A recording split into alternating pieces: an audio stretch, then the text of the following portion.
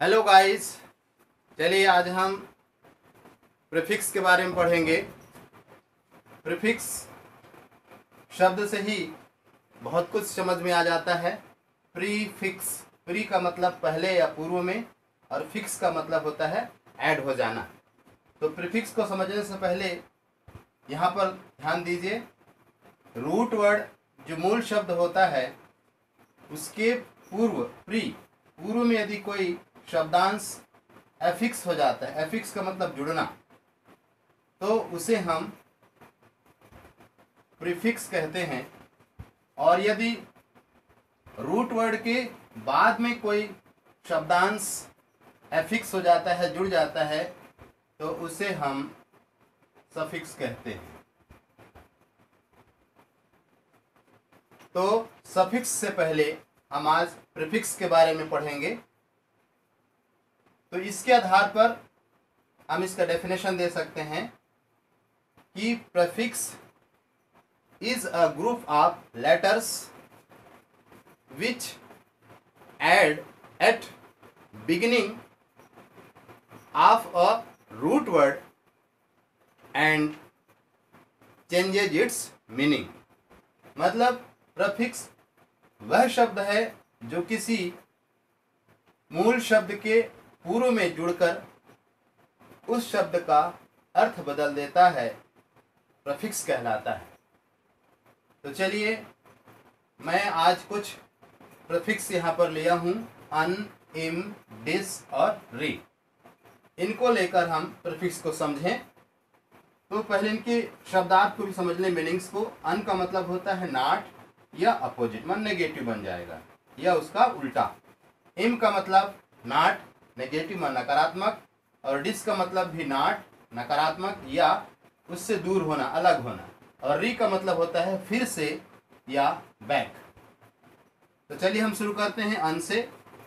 मेरे पास यहाँ कुछ मूल शब्द हैं जिनमें हम इनका प्रयोग करके देखेंगे कि किस प्रकार इनका यूज किया जाता है। तो सबसे पहले I have a root word able. Able का मतलब होता है योग्य या समर्थ। यदि इसमें मैं शुरू में अन लगा दूं, ये हो गया अनेबल, माने असमर्थ या अयोग्य। दूसरा है हैप्पी, इसके पूर्व में यूएन लगा दूं, ये होगा अनहैप्पी। और नोन, नोन का मतलब होता है जिसको हर कोई जानता हो, हु इज फेमस। यदि मैं इसके पूर्व में अन लगा दूं, ये हो गया अननोन, का मतलब जिसको कोई नहीं जानता। काइंड का मतलब होता है दयालु।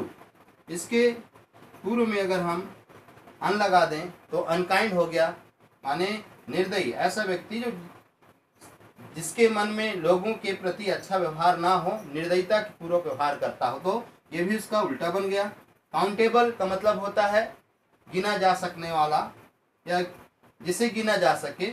यदि इसके पूर्व में यूएन अन लगा दो तो ये अनकाउंटेबल हो जाता है, माने जिसको गिना ना जा सके। तो देखिए आप यहाँ पर कि इन मूल शब्दों में अन लगा देने से उन मूल शब्दों का अपोजिट बन गया। तो चलिए अब हम देखते हैं आई एम के बारे में। नॉट होता है इसका मीनिंग। तो पॉसिबल का मतलब होता है संभव।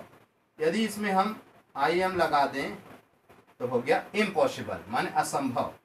मोर्टल का मतलब होता है नश्वर। इसमें अगर आई एम लगा दें तो इमोर्टल होता है, माने अनश्वर, जो नष्ट नहीं हो सकता। प्रॉपर, प्रॉपर का मतलब होता है व्यवस्थित तरीके से किसी कार्य को करना। इसमें अगर हम आई एम इम लगा दें तो इम्प्रॉपर, माने अच्छे तरीके से किसी कार्य को ना करना या अच्छे तरीके से ना हो, तो इम्प्रॉपर। बैलेंस्ड का मतलब होता है संतुलित। इसमें यदि हम आई एम लगा दें तो इम्बैलेंस्ड, असंतुलित। परफेक्ट का मतलब होता है पूर्ण, और आई एम लगा दें तो हो गया इम्परफेक्ट, माने अपूर्ण। तो देख लीजिए, इम का प्रयोग करने से जितने भी मूल शब्द थे उनका नेगेटिव बन गया, उनका नकारात्मक शब्द बन गया।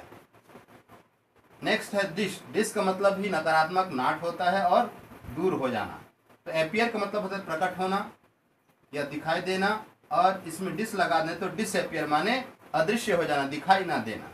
लाइक का मतलब होता है पसंद करना, और यदि इसमें हम डिस लगा दें तो डिसलाइक, पसंद ना करना। करेज का मतलब किसी को प्रोत्साहित करना, और इसमें डिस लगा दे डिसकरेज, माने हतोत्साहित करना। एग्री का मतलब होता है समर्थ या सहमत, और डिसएग्री का मतलब होता है असहमत होना, और कनेक्ट का मतलब होता है जुड़ा रहना, और डिसकनेक्ट का मतलब होता है दूर हो जाना, अलग हो जाना। इस प्रकार हमने इसमें भी देखा कि मूल शब्दों में DIS डिस लगा देने से उनके नेगेटिव या उनसे अलग होने वाले शब्द बन गए। अब चलिए री के बारे में देखें, जिसका मीनिंग है अगेन या बैक।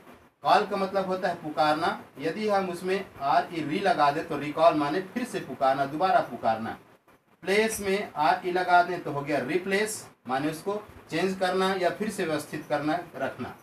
राइट का मतलब लिखना, यदि इसमें हम RE लगा दें तो रीराइट होता है, माने पुनः लिखना। चेक का मतलब होता है जांच करना, यदि इसके पहले हम RE लगा दें तो रीचेक माने पुनः जांच करना। कलेक्ट का मतलब होता है संग्रहण करना, इकट्ठा करना, अगर उसके पहले हम RE लगा दें तो रिकलेक्ट होता है, माने फिर से संग्रहित करना।